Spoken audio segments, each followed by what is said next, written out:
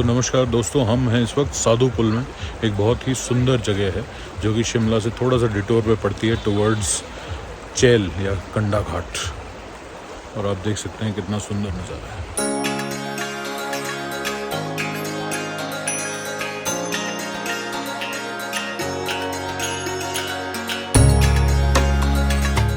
जनवरी और फरवरी के महीने में बहुत सारे टूरिस्ट स्नो ड्राइव के लिए निकलते हैं, मगर सारा रश शिमला की तरफ निकलता है। तो अगर आप उस रश को अवॉइड करना चाहें तो आप चैल वाला रास्ता ले सकते हैं। और इसी रास्ते में आपको मिलेगा साधु पुल, जो कि पहले बहुत ही अनस्पॉइल्ड होता था। आजकल थोड़ा सा कमर्शियलाइज हो गया है, पर फिर भी एक बहुत प्लेजेंट सा स्टॉप ओवर है।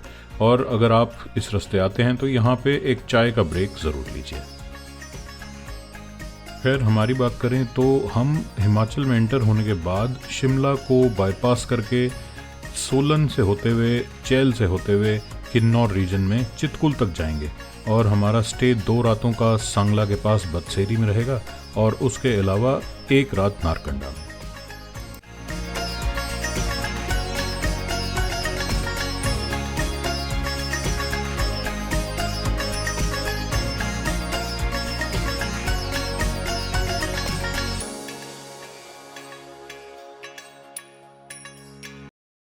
आज रात का स्टे चैल में आमोद रिजॉर्ट में था। और ये आप देख सकते हैं, यहाँ के रूम्स काफ़ी स्मार्टली अपॉइंटेड हैं और यहाँ पे टावर हीटर्स हैं, बाथरूम्स भी काफ़ी स्पेशियस हैं और हर वो फैसिलिटी मिलती है जो ठंड में आपको ऐसे प्लेजेंट से हिल स्टेशन में कंफर्टेबल रख सके। और अगर हम बात करें यहाँ की व्यू की, तो आप विंडो से देख सकते हैं कि पूरा सुंदर नज़ारा आपको यहाँ से देखने को मिलेगा। खैर, डिनर के बाद पार्टी और दिन की समाप्ति।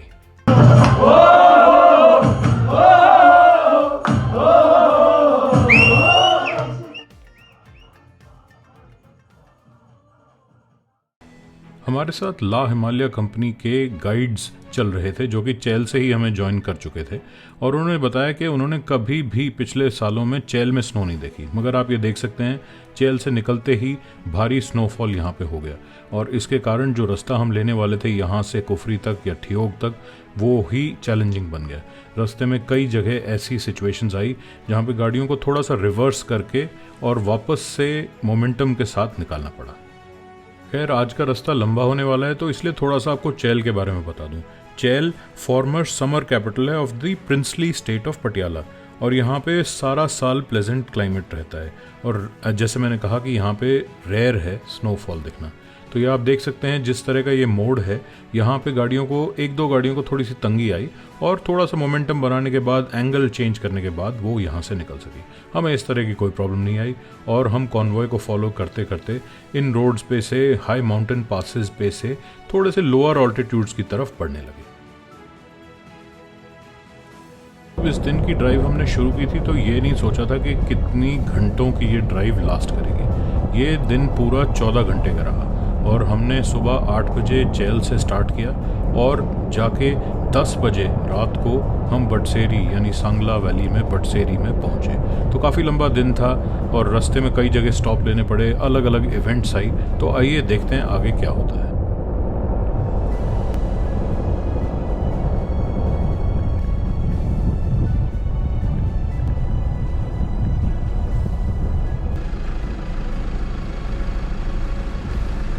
अब इस रास्ते की इंटरेस्टिंग बात यह है कि जैसे ही आप लोअर ऑल्टीट्यूड्स पे आएंगे तो स्नोफॉल बारिश में कन्वर्ट हो जाती है, जैसे कि आप यहाँ देख रहे हैं। और फिर से ग्रीनरी और ब्राउन ब्राउन ग्रास आपको नज़र आने लगती है। तो अब यहाँ से रास्ता जाता है कुफरी, ठियोग, मतियाना और नारकंडा होते हुए वापस रामपुर बुशहर से होते हुए सांगला की तरफ। मगर जैसे जैसे काफिला कुफरी वगैरह की हाइट्स पर पहुँचता गया, वापस से स्नोफॉल नज़र आने लगा। तो अभी हम ढली के पास हैं और एक जिप्सी है वो गर्म हो गई है, तो वेट कर रहे हैं, उसको थोड़ा ठीक करने की ट्राई कर रहे हैं। स्नोफॉल आप देख रहे हैं हो रही है। अभी नारकंडा भी नहीं पहुंचे हैं और जाना है सांगला वैली। तो रात के हो सकता है 9-10 बजे पहुंचे।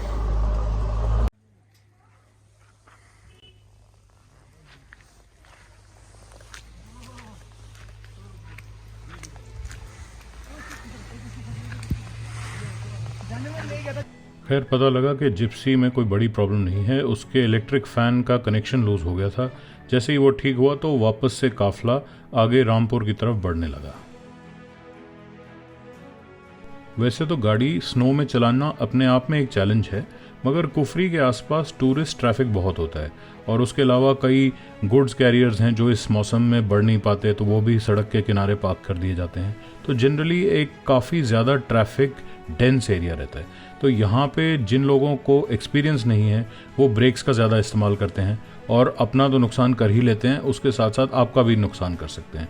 तो सबसे ज़्यादा स्ट्रेसफुल पार्ट पूरी स्नो ड्राइव का यही रहता है। इवन दो जो एक्चुअल स्नो है वो शायद आपको वर्जिन स्टेट में और आगे मिले जहाँ की गाड़ियाँ पहले नहीं गई हैं, मगर फिर भी यही जो एक एरिया है यहाँ पे आपको बहुत ज़्यादा सावधानी बरतनी पड़ती है।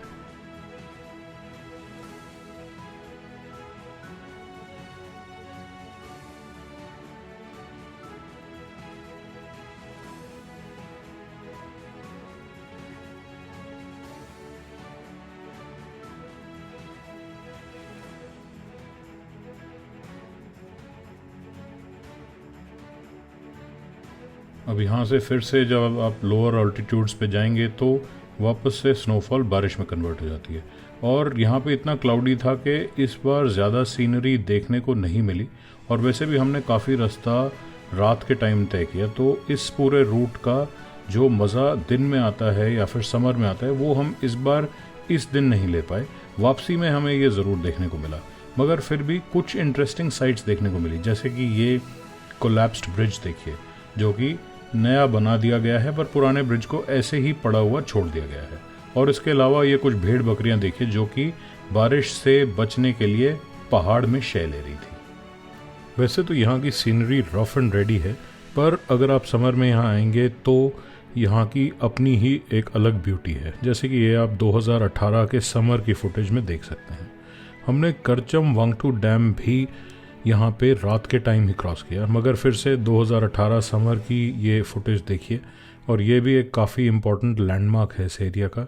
और इसे क्रॉस करके हम रात को वापस से हाइट्स पे चढ़ गए। इसके बाद एक माउंटेन पास आता है जो कि आपको सांगला वैली की तरफ ले जाता है, और वो पूरा का पूरा बर्फ़ से ढका हुआ था और फ्रेश स्नोफॉल भी हो रहा था। तो काफ़ी एडवेंचरस ड्राइव बन गई है रात के टाइम।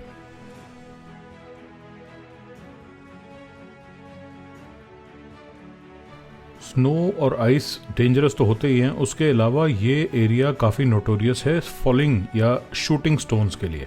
और रात को हमारी छत पर एक छोटा सा स्टोन आकर भी गिरा। तो अगर आप सोच रहे हो कि ऐसा असलियत में नहीं होता तो ये बिल्कुल गलत सोच है, और आपको ये एरिया जल्दी से ही क्रॉस करना पड़ता है। रात के टाइम आपको गिरते हुए पत्थर भी नहीं नज़र आते, तो एडवेंचर और ज़्यादा बढ़ जाता है।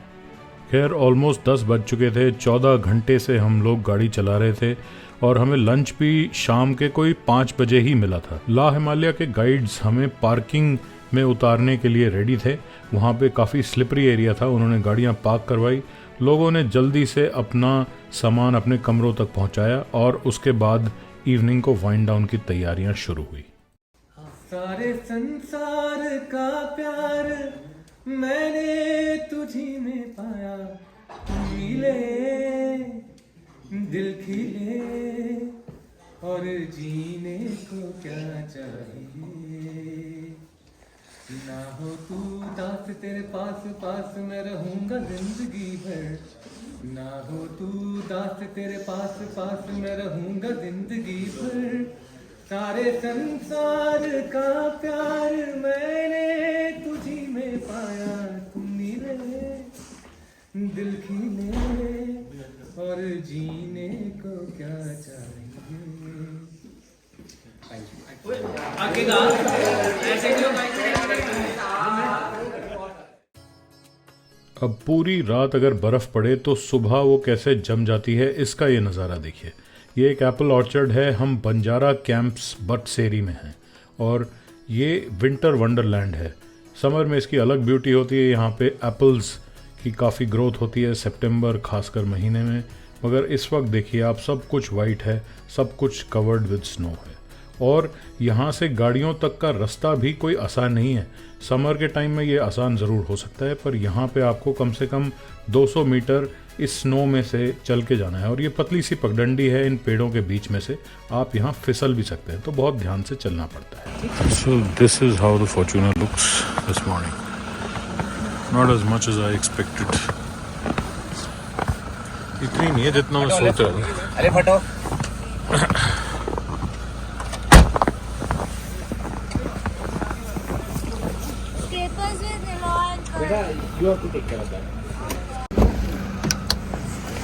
So let's see if the car starts.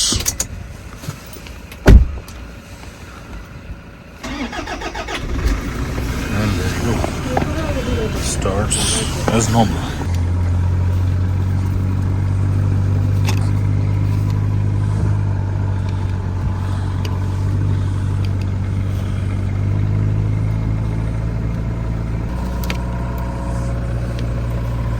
तो कम से कम आधा घंटा लग गया गाड़ियों को तैयार करने में, स्नो उनके ऊपर से हटाने में, उनको गर्म करने में, सामान सारा जुटाने में। और आज का प्लान ये था कि बटसेरी यानी बंजारा कैंप से निकलकर चिटकुल, जो कि इंडिया के और तिब्बत के बॉर्डर पे इंडिया का लास्ट विलेज है, वहाँ तक ड्राइव करने का। और अभी हम 8,800 फीट की ऊंचाई पे थे, अब हम जाने वाले थे 11,300 फीट की ऊंचाई पर।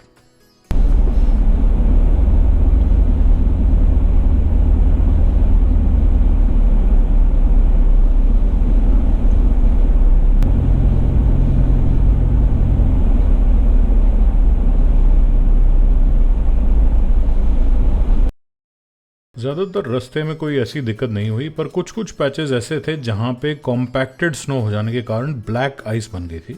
वहाँ पे एक आध गाड़ी को थोड़ा पीछे लेके वापस से स्टार्ट लेना पड़ा। खैर, हम इन अलग अलग संकरी रोड से होते हुए यहाँ के छोटे छोटे गाँवों को एक्सप्लोर करते हुए और उनकी स्टिल हुई लाइफ को देखते हुए चिटकुल की तरफ बढ़ने लगे। वाकई यहाँ पे लाइफ की पेस बहुत स्लो हो जाती है जब इस टाइप का वेदर हो, क्योंकि ज़्यादातर लोकल्स के पास इतनी एक्सेस नहीं होती ऐसी गाड़ियों की, रिसोर्सेज की, जो उनको टू एंड फ्रो में मदद करें। तो ज़्यादातर वो अपनी लाइफ को स्लो डाउन करके एक सॉर्ट ऑफ हाइबरनेशन की स्टेट में रहते हैं। और जब यहाँ से कोई इंट्रेपिड एक्सप्लोरर जैसे कि हम लोग गुजरते हैं तो काफ़ी इंटरेस्ट से उन्हें देखते हैं। आजकल मोबाइल फ़ोन सबके पास हैं, तो वीडियो बना लिए जाते हैं और जल्दी से जल्दी सोशल मीडिया पे पोस्ट कर दिए जाते हैं इस टाइप का कोई कॉन्वॉय जब उनके गांव में से निकलता है। यहाँ पे कई ऐसे ब्रिज हैं जहाँ पे एडवाइजेबल है कि एक टाइम पर एक ही गाड़ी उसे क्रॉस करे। चिटकुल के रास्ते में एक जगह आती है जिसका नाम है रकछम, और ये बहुत ही सुंदर दिखता है। समर के टाइम में बिल्कुल खिल जाता है और बहुत सारे विजिटर्स इस रुपिन वैली होटल में भी लंच स्टॉप लेते हैं।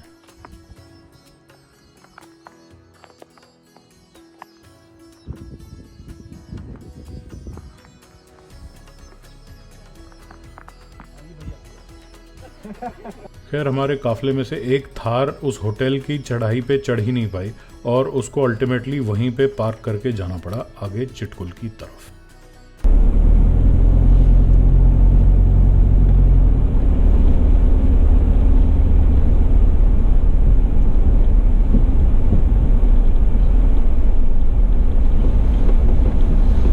जब आप चिटकुल गांव की बाउंड्री के पास पहुंच जाते हैं तो कुछ इस तरह का एक बोर्ड आपको देखने को मिलता है और एक सेंस ऑफ अचीवमेंट फील होती है कि आप अपनी मंजिल पर पहुंच गए। 2018 की समर में मैंने यहाँ एक रात भी बिताई थी इस छोटे से होम स्टे में, और वो भी काफ़ी मेमोरेबल टाइम रहा था क्योंकि उस टाइम पर नीचे रिवर तक जाने का रास्ता खुला था और मैंने वहाँ पे जाके कुछ देर रिवर साइड पे स्पेंड किया था और कुछ फोटोग्राफी भी की थी।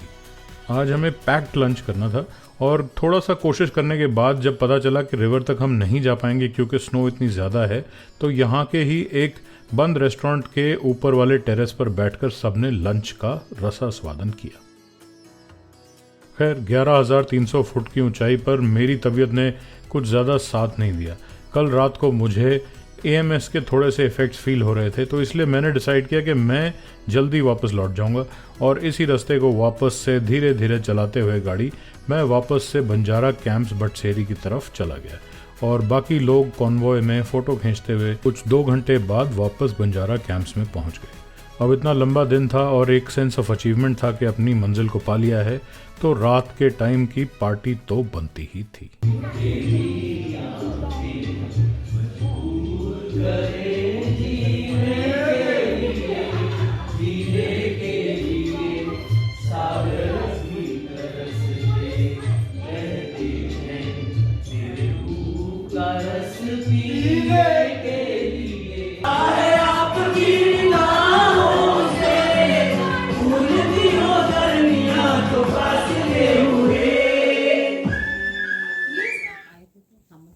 मतलब इनके मार्केटिंग मटेरियल्स में भी तभी की वो फोटोज़ वगैरह है ना, तो बहुत अच्छी लगती हैं।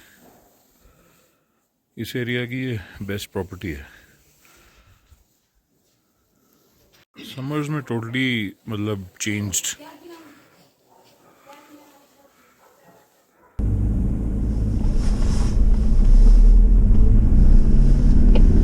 Next car, what's here to go? Prejeet, my car is not starting here.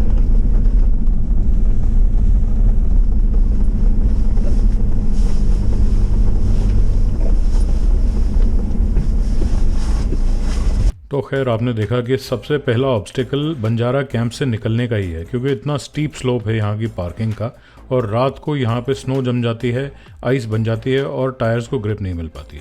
तो कोऑर्डिनेटेड तरीके से आपको इस पार्किंग को एग्जिट करना पड़ता है। इस रात को कोई खास स्नोफॉल नहीं हुआ और अगले दिन सन बहुत अच्छा निकला हुआ था। तो आप देख सकते हैं कितना ग्लोरियस वेदर था। ठंड थी मगर हवा नहीं चल रही थी और सन था, इसीलिए काफ़ी कंफर्टेबल फील हो रहा था। अगर आप यहाँ पे लेयर्स में तैयार होके आते हैं तो आप वेदर के अकॉर्डिंगली लेयर्स को ऐड या रिमूव कर सकते हैं, डिपेंडिंग ऑन आप कैसा फील कर रहे हैं जब आप गाड़ी से बाहर निकलते हैं। खैर आज का प्लान है वापस से नारकंडा जाने का। एक नाइट का स्टे नारकंडा में, फाइनल स्टे, और उसके बाद वापस अपने अपने घर दिल्ली और गुड़गांव की तरफ बढ़ने का। अच्छा ब्रेक हैंड ब्रेक नहीं काम करेगी, तो बंद हो जाएगी। आप कह रहे हो अब ये कुछ देर तक हमारी आखिरी स्नो होने वाली थी, क्योंकि इन हाई सांगला के माउंटेन पासेस और विलेजेस को छोड़कर हम वापस से रामपुर बूशहर वाली सतलुज वैली में एंटर करने वाले थे, और इसके बाद हमें अगली बर्फ़ नारकंडा एरिया में ही मिलनी थी। खैर कुछ गाड़ियों ने यहाँ पे सांगला वैली में ही पेट्रोल डलवाया, जैसे कि जिप्सी वगैरह जिनको कि पेट्रोल की कमी लग रही थी, और बाकी गाड़ियाँ कैरी ऑन करती गई और वापस से हमने करचम वांगटू डैम क्रॉस किया। और यहाँ पे वैसे तो आपको सतलुज और बास्पा रिवर्स की कॉन्फ्लुएंस देखने को मिलती है, टर्कोइज वाटर्स होते हैं, बहुत सुंदर नज़ारा है, मगर यहाँ पे फोटोग्राफी अलाउड नहीं है। और जब आप 10 या 11 गाड़ियों के काफले में चल रहे होते हैं तो यहाँ पे रुक के फोटोग्राफी करना मुश्किल हो जाता है। खैर ये बहुत ही सुंदर एरिया है और एक बहुत बड़ी अचीवमेंट है। जेपी ग्रुप ने इसे बनाया था और इसको अब ओन करता है JSW ग्रुप।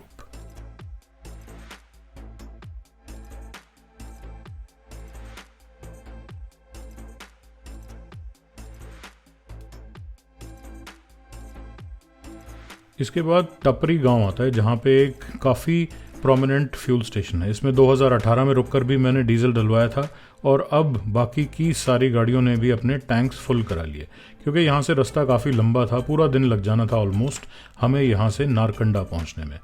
उसके बाद का जो रास्ता है वो ज़्यादातर नॉन डिस्क्रिप्ट ही है। यहाँ पे एक रगेड टाइप की ब्यूटी है जैसे मैंने पहले कहा, मगर यहाँ पे बहुत सारे लैंडस्लाइड्स होते रहते हैं, बहुत सारी कंस्ट्रक्शन एक्टिविटी रहती है, तो काफ़ी डस्टी सा एरिया है इसमें से जाते वक्त।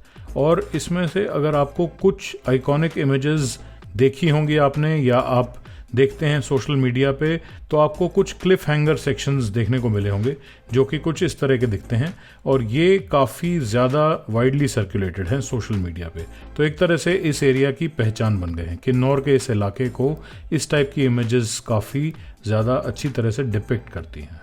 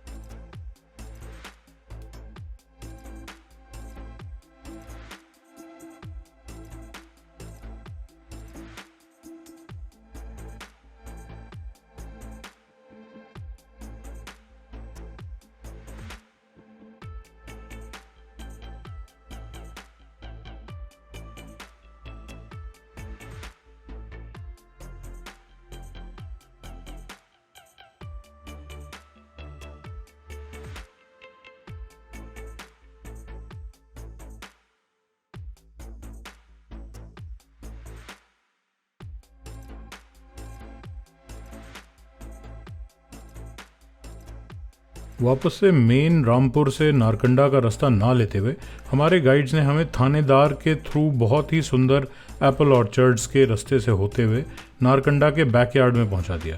और अब प्लान ये था कि एक बहुत बड़ा मैदान उन्होंने ढूंढ के रखा था जो पूरी तरह से स्नो में कवर्ड था और उसका रास्ता थोड़ा सा दुर्गम था, थोड़ी सी ज़्यादा स्नो हुई थी, मगर पूरा आइडिया यही था कि थोड़ी ज़्यादा स्नो ढूंढी जाए और उस प्लेग्राउंड में जाकर अपनी गाड़ियों की कैपेबिलिटी टेस्ट की जाए और उसके अलावा थोड़ा सा प्ले टाइम एंजॉय किया जाए।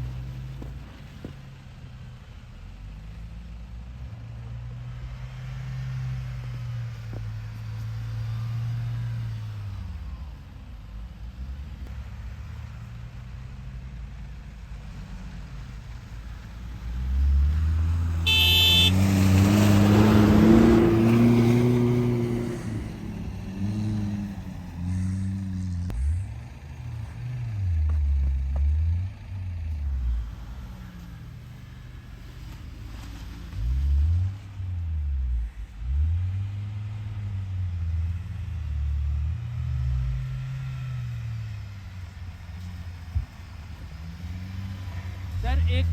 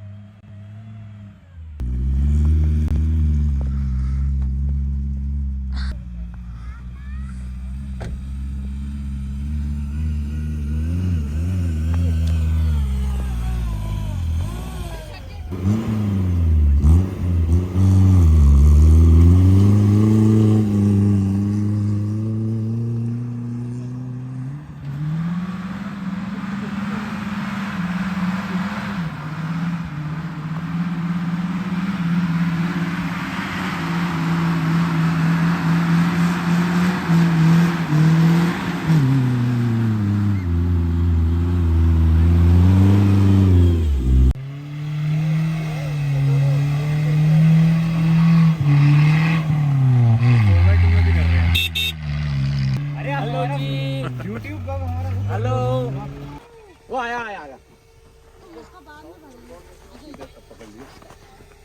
चलो now get the snowball. It's coming, it's coming.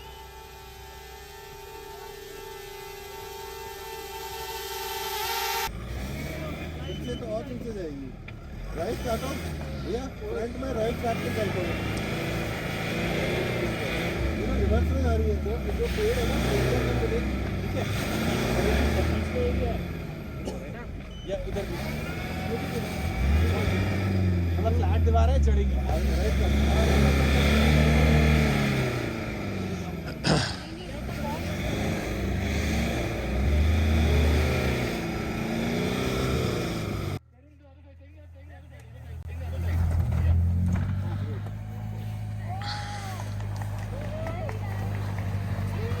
खैर मस्ती ख़त्म हुई और उसके बाद हम चलती है टेथीज स्की रिजॉर्ट नारकंडा के लिए, जहाँ पे हमारी आखिरी रात होने वाली थी, जिसके बाद हम जाने वाले थे वापस दिल्ली गुड़गांव के लिए। So this is Tethys Ski Resort in Narkanda this morning, 26 January 2022. These ambassadors have been parked here for a long time, so that doesn't represent the snow just last night, but it is always cold because of these deodar trees, I'm told.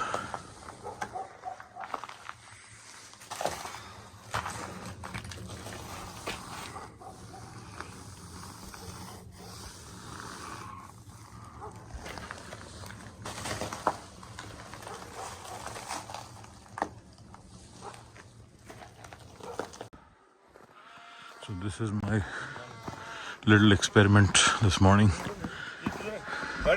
ये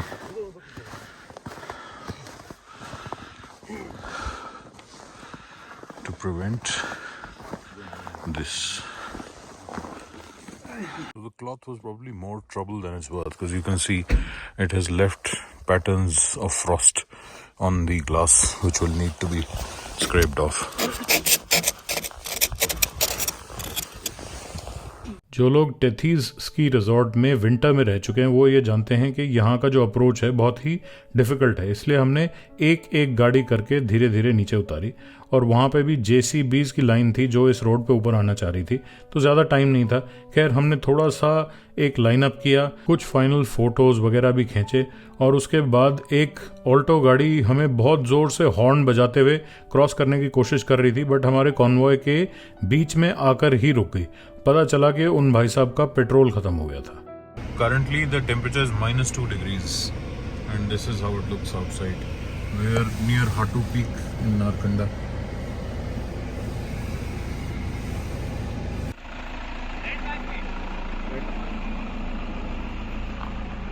मेरे को भी send कर दो। निकाल रहा है एक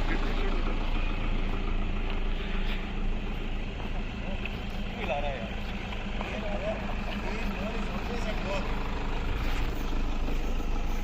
वो कहते ना टू मच ऑफ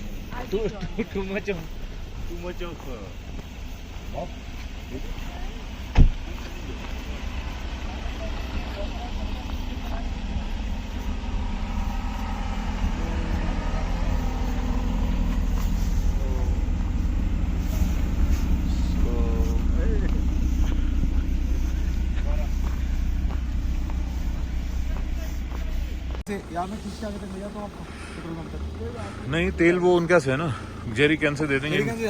हाँ, बॉटल से भर लेंगे। तो इस ऑल्टो का पेट्रोल खत्म हो गया है, अब हम इसको थोड़ा सा पेट्रोल दे रहे हैं।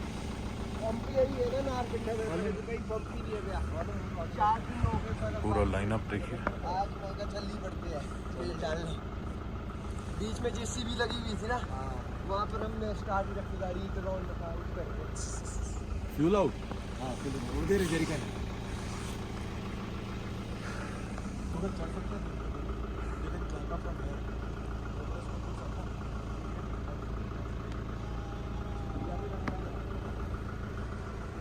देवदार के ट्रीज।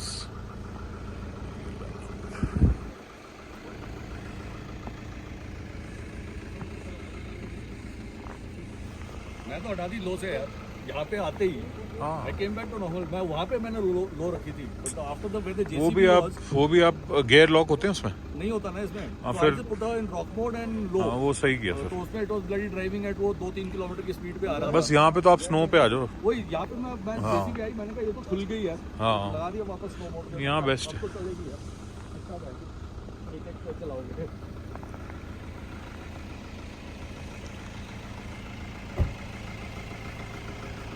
दूसरा वाला बग्गी कहाँ पे? ये वाला नहीं, वो वाला बग्गी दूसरा वाला है ना, बाकी अदर वन, राइट?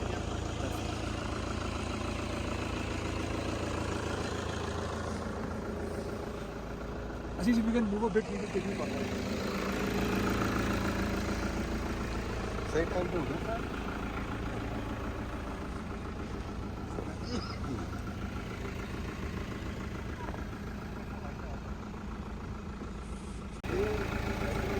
अगर आप यहाँ देखेंगे तो आइस और मिट्टी एक साथ जम गई है।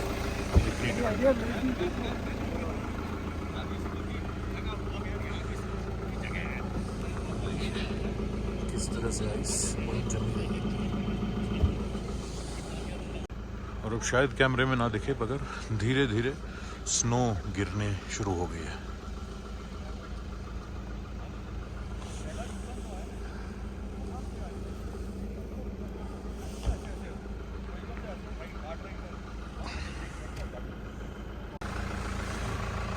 इस तरह के टायर्स पे भी गाड़ी चलाई जा सकती है स्नो में। Unbelievable. Really, isn't it? Unbelievable. How was the trip for you? Oh my God. Another successful Another successful trip. snow mahotsav. Yeah. Super successful snow mahotsav. I think we've never seen snow The for best 4 so far. days, for 4 days continuously like this. Ah, and it's that's still, true. the snowfall is still happening. That's the best part. I think it was more of an expedition. Yes. So the petrol has arrived for the Alto. Fantastic. English में क्यों आ जाता हूँ बार बार, हिंदी में था ये। Petrol आ गया है और अब होपफुली ऑल्टो स्टार्ट हो जाएगी। घर भी स्टार्ट हो जाएगी।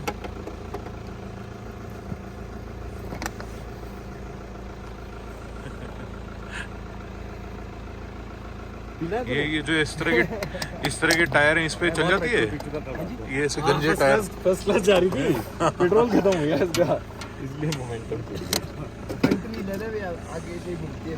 हाँ, चल बैठ। यहाँ देखो लोग कैसे कैसे टायर डाल रहे हैं। ये देख के अनवर खुश हो रहा है कि इससे तेरे से गंजे टायर हैं, इसलिए खुश हो रहा है।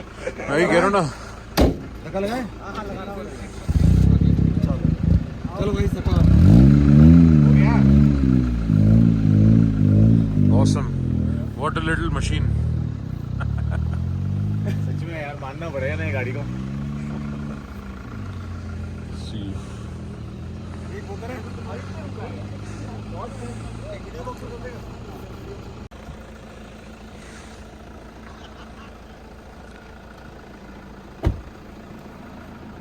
गाइस एक बार सारे गाड़ी के अंदर घुस जाओ please. I am taking a shot. Everyone inside your vehicles. हाँ। Everyone inside inside.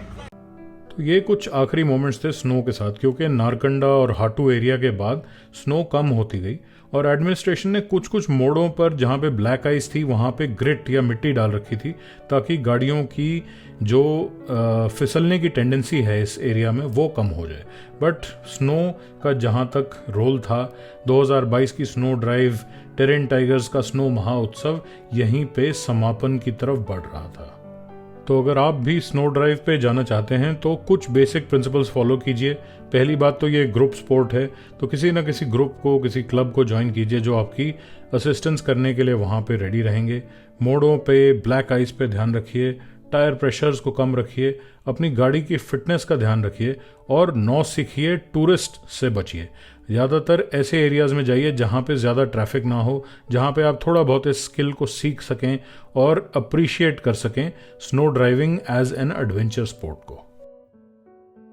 जहाँ तक हमारी ट्रिप का सवाल है तो वापसी में भी हमने शिमला को बाईपास कर दिया और हम सीधा सोलन की तरफ बढ़े और सोलन के बाजार में से होते हुए यहाँ की नई टनल को क्रॉस करते हुए हम वापस हिमालयन एक्सप्रेसवे से होते हुए प्लेन्स में आ पहुँचे। जब भी आप शिमला से वापस निकलते हैं और आपको ये हिमालयन एक्सप्रेसवे छोड़कर आप जीटी करनाल रोड पे आते हैं तो आपको धीरे धीरे असलियत का, वही वापस मंडेन लाइफ का एहसास होने लगता है। अगर आपको ये कंटेंट पसंद आया तो मेरी आइसलैंड ट्रैवल सीरीज को देखना ना भूलिए। उसमें अभी तक 4 एपिसोड आ चुके हैं और टोटल 10 एपिसोड्स आएंगे, यानी कि 10 एपिसोड्स में पूरा का पूरा 4000 किलोमीटर लंबा आइसलैंड का रोड ट्रिप। बहुत ही इंटरेस्टिंग देश है, इंडिया से बहुत डिफरेंट टोपोग्राफी है, बहुत डिफरेंट लोग हैं। तो अगर आप जानना चाहते हैं उस देश के बारे में तो मुझसे ज़रूर जुड़िए।